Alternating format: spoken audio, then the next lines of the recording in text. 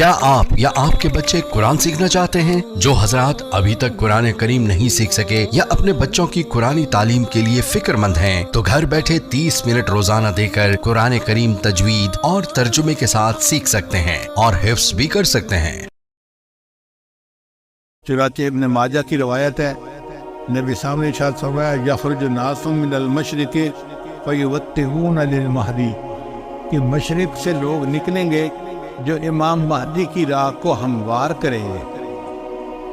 اب سعودی عرب کے مشرق میں تو ہمارا ملک بنتا ہے، اس کا مطلب یہ کہ جس کو ہم وادی سندھ کہتے تھے نا پرانا، وہاں سے لوگ اٹھیں گے۔ یہ پاکستان اور افغانستان کے درمیان کا ایک علاقہ بنتا ہے۔ اللہ ہی ایمان والوں کو یہاں سے اٹھائیں گے اور پھر وہ امام مہدی کے آنے کی راہ ہموار کریں گے۔ بیت المقدس 3 مرتبہ فتح ہوا، ایک مرتبہ عربوں نے فتح کیا حضرت عمر لانو کے زمانے میں بغیر لڑائی کے، کافروں نے چابیاں ہی حوالے کر دی تھی۔ دوسری سطح صرف کردستان کا ایک نوجوان تھا جس کا نام تھا صلاح الدین ایوبی، اس نے صلیبی جنگیں لڑی اور کافروں سے بیت المقدس کو فتح کروا لیا۔ اب تیسری مرتبہ وہ پھر فتح ہوگا، اور ہمارا یہ گمان ہے کہ اللہ تعالیٰ یہ اعزاز پاکستان کے لوگوں کو عطا فرمائے۔ علامہ اقبال نے بہت خوبصورت شعر کہا ہے فارسی میں، خضر وقت از خلوت دشت حجاز آید برون، خضر وقت سے مراد امام مہدی، خضر وقت از خلوت دشت حجاز آید برون، کاروان زی وادی دور و دراز آید برون، یعنی زی عظیم یہ کارواں جو ہے نا یہ دور دراز سے آئے گا اور حجاز کے اندر آ کر یہ برآمد ہوگا۔ حدیث مبارکہ میں بھی ہے کہ امام مہدی آئیں گے مگر وہ چھپے ہوں گے، اپنے آپ کو چھپائیں گے۔ پہلے مدینہ طیبہ میں ہوں گے مگر وہ وہاں سے مکہ مکرمہ اس لیے آ جائیں گے کہ لوگ مجھے پہچاننا نہیں، چھپ رہے ہوں گے لوگوں سے کہ لوگ مجھے دیکھ نہ لیں، پہچان نہ لیں۔ لیکن جب مکہ مکرمہ میں وہ طواف کر رہے ہوں گے تو وہ حجر اسود کے قریب آئیں گے تو ایک غیب سے آواز آئے گی کہ لوگوں یہ مہدی ہیں تو ان کی بیعت کر لو، تو لوگ ان کے ساتھ بیعت کر لیں گے اور پھر ان کے ساتھ ایک لشکر شروع ہو جائے گا۔ یہ لشکر ایسا ہوگا کہ جس نے بالآخر بیت المقدس کو فتح کرنا۔ حدیث مبارکہ میں ہے کہ کالے جھنڈے یہ نیتر لوگ اٹھیں گے اور وہ اس کو جا کر بیت المقدس کے اندر گاڑیں گے، یعنی امام مہدی کے ہاتھ پہ اللہ تعالیٰ بیت المقدس کو فتح کروائیں گے۔ پھر امام مہدی موجود ہوں گے تو ان کی موجودگی میں حضرت عیسیٰ علیہ السلام بھی آئے گے۔ دمشق کی ایک مسجد ہے، اس مسجد میں وہ نماز کے لیے کھڑے ہوں گے، تکبیر کہی جائے گی تو اتنے میں حضرت عیسیٰ علیہ السلام اس مسجد کے مینارے کے اوپر اتریں گے آسمان سے، تو امام مہدی ان کو کہیں گے کہ آپ نماز پڑھائیں، اور وہ امام مہدی کو کہیں نہیں کہ آپ نماز پڑھائیں۔ چنانچہ حضرت عیسیٰ علیہ السلام کے حکم پر امام مہدی نماز پڑھائیں گے۔ یہ اعزاز ملے گا ان کو کہ حضرت عیسیٰ علیہ السلام ان کے پیچھے نماز ادا کریں۔ اب حضرت عیسیٰ علیہ السلام نبی علیہ السلام کی شریعت کے مطابق یہاں پر زندگی گزاریں گے۔ یہ ان کے لیے بھی اعزاز کہ انہوں نے دعا مانگی تھی کہ اللہ مجھے اپنے محبوب کی امت میں ہونے کا شرف عطا فرما، تو اللہ نے ان کو آسمانوں پہ بلا لیا اور پھر اللہ ان کو دوبارہ بھیجیں گے تاکہ وہ اس شرف کو حاصل کر سکے۔ پھر حضرت عیسیٰ علیہ السلام بیت المقدس آئیں گے، اتنے میں دجال بھی آ جائے گا۔ اب دجال جو ہے وہ پوری دنیا کے اندر کفر کو پھیلائے گا۔ اس کے پاس ٹیکنالوجی ایسی ہوگی کہ بارش برسے گی، کھیتیاں زیادہ ہو جائیں گی، پھل زیادہ ہو جائیں گے اور لوگ اس کے پیچھے لگ جائیں گے مادی وسائل کی وجہ سے۔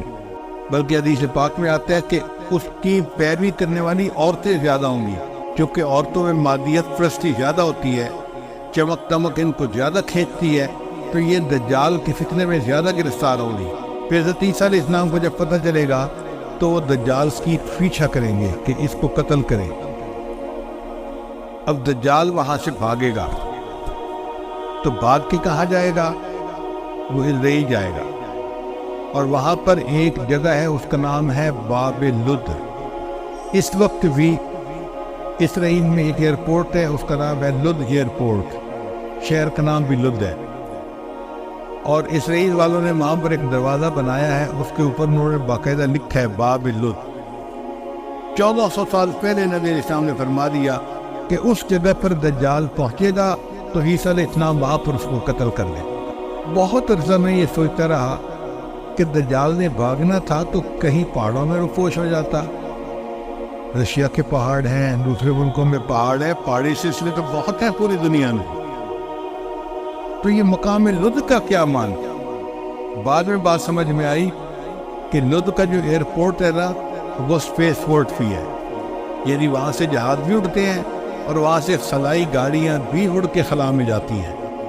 اس کا مطلب یہ کہ دجال یہ چاہے گا کہ میں لد پہنچوں اور وہاں سے سپیس شپ میں بیٹھ کے میں خلا میں چلا جاؤں، کیونکہ دنیا میں تو مجھے یہ نہیں چھوڑیں گے، تو میں یہاں دنیا سے چلا ہی جاؤں، تو اس کی کوشش یہ ہوگی کہ میں یہاں سے خلا میں چلا جاؤں، مگر اللہ تعالیٰ فضل فرمائے گے اور عیسیٰ علیہ السلام اس کو اپنی فلائٹ لینے سے پہلے لد کے مقام پہ قتل کر لیں۔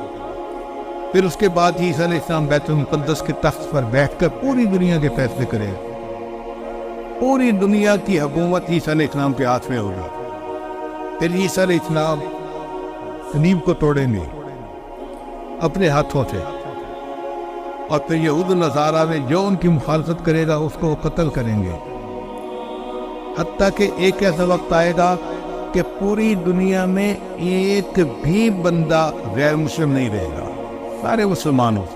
اس وقت اتنی برکتیں ہوگی، حدیث پاک میں آتا ہے کہ ایک گائے کا دودھ پورے خاندان کے لیے کافی ہو جائے گا۔ اب یہ بات تو سمجھ میں آتی ہے، آج ایسی گائے بن گئی ہیں جو 100 لیٹر دودھ دیتی ہیں ایک دن میں۔ اب 100 لیٹر تو واقعی پورے خاندان کے لیے کافی ہے، 40-50 گھروں کے لیے کافی ہو جاتا۔ یہ باتیں نبی سامنے اس وقت فرمائی جب کہ لوگوں کو اس کا تصور بھی نہیں ہو سکتا تھا۔ میرے آقا صلی اللہ علیہ وسلم کی نگاہ کیسی تھی؟ یہ نگاہ نبوت تھی جو بہت دور دیکھ لیتی تھی، کہ 1400 سال پہلے بیٹھ کر ایسی باتیں کی جیسے آج اپنی آنکھ سے دیکھ کے کوئی بندہ باز کر رہا ہوتا۔ پھر عیسیٰ علیہ السلام فوت ہو جائیں گے، اور اس کے بعد جو بگاڑ آئے گا نا وہ پرورنگ بگاڑ ہوگا، اور اس کے بعد پھر قیامت قائم ہوگی علی شرار الناس، ان لوگوں پر جو سب سے زیادہ شریر لوگ ہوں گے۔ تو ایسے لگتا ہے حالات سے کہ قیامت کے بڑی بڑی نشانیاں پوری ہو گئی، اب امام مہدی کے آنے کا وقت بہت قریب ہے۔ یہ جو حالات میں اتنی بڑی تبدیلی نظر آ رہی ہے نا، یہ کسی چیز کا پیش خیمہ ہے۔ چنانچہ حدیث پاک میں آتا ہے کہ قیامت کا دن بہت خوف کا دن ہوگا، بہت دہشت کا دن ہوگا، ہر بندے پر خوف طاری ہوگا، رونگٹے کھڑے ہوں گے، پسینہ ہوگا، سورج قریب ہوگا اور بندہ پسینے میں ڈوبا ہوا ہوگا، اور ایسے خوف زدہ ہوگا کہ جیسے پتہ نہیں آج میرے ساتھ ہونا کیا ہے۔ امام غزالی رحمۃ اللہ اپنی کتاب میں لکھتے ہیں کہ جہنم میں ابال آئے گا، جیسے ہنڈیا میں ابال آتا ہے نا، یا دودھ کڑ رہا ہو، گرم ہو رہا ہو تو ابال آتا ہے اور دودھ باہر کو گرنے لگتا ہے، ایسے جہنم میں ابال آئے گا، اور اس کے بڑے بڑے انگارے جو ہوں گے وہ آسمان کی طرف اڑ کر جائیں گے، اور پھر اس کے بعد جب وہ واپس گر رہے ہوں گے تو مخلوق کے اوپر ایک خوف ہوگا، ہر بندے کو یہ فیل ہوگا کہ کہیں یہ انگارے میرے سر کے اوپر نہ آ کر گرے، تو ہر بندہ خوف کی وجہ سے کھڑا ہوگا اور پسینہ ہوگا اور شدت ہوگی پریشانی کی۔ اس وقت سب انبیاء مل کر نبی علیہ السلام کی خدمت میں عرض کریں گے، اے اللہ کے حبیب صلی اللہ علیہ وسلم، آپ انسانیت کی شفاعت کیجئے تاکہ اللہ اپنی امت پر معاملہ آسان کر دے۔ تو نبی علیہ السلام کو اللہ تعالیٰ مقام محمود عطا فرمائیں گے، نبی علیہ السلام مقام محمود پر جا کر سجدہ کریں گے۔ آپ نے ارشاد فرمایا، میں سجدہ کرتے ہوئے رونے لگ جاؤں گا۔ جب میں مقام محمود پہ رو کے سجدہ کروں گا، اللہ مجھے پوچھیں گے، اے میرے محبوب ارفع رأسک، آپ اپنے سر کو اٹھائیے، سل تعطا، آپ مانگیے، جو مانگیں گے میں آپ کو عطا کروں گا۔